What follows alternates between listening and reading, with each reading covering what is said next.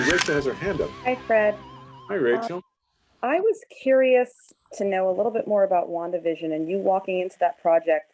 And without spoiling it for anybody who hasn't seen it, it's a show that you kind of unpeel as you go along. And I was curious how much you knew going into episode 1 about where they were headed and how that might have impacted the journey you were on in the work you did in that first episode and knowing what was ahead or not knowing what was ahead. What a good question that is. The answer is not too much. I knew it's possible that that the leads knew much more than I did. I don't know.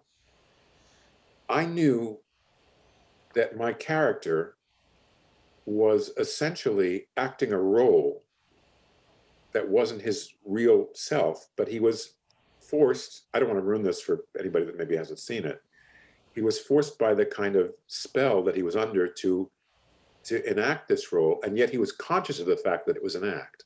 I knew that.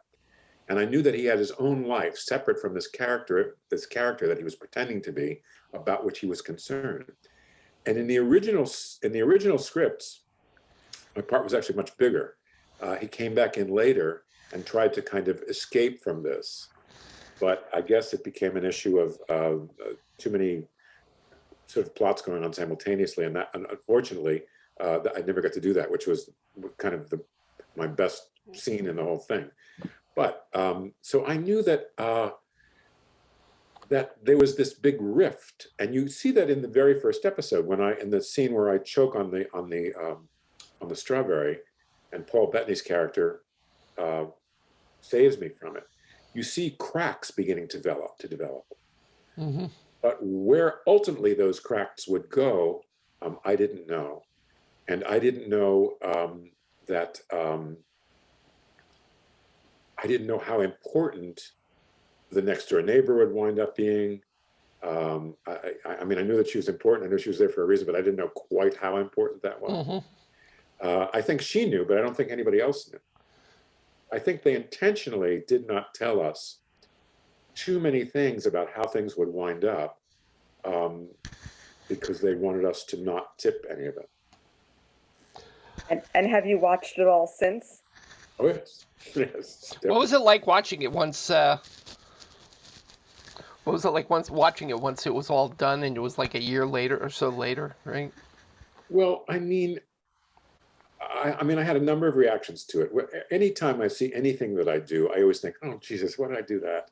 I could have made that so much better." I mean, that's the first thing I think usually. And to be frank with you, then I think, geez, I was so fat then.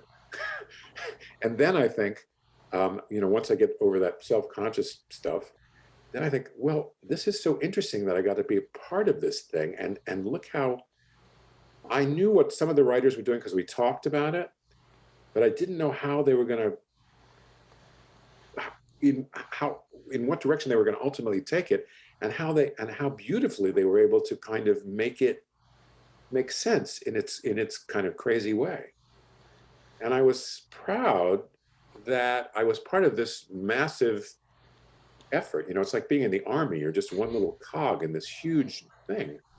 But I was very proud about how it came out ultimately. And the writer and director of that, it was one director for all those episodes. It's very unusual in TV. Were very kind to me, and it was. I really enjoyed being a part of it, limited as my part was, only the 2 episodes. But originally I was supposed to be in 5 of the episode.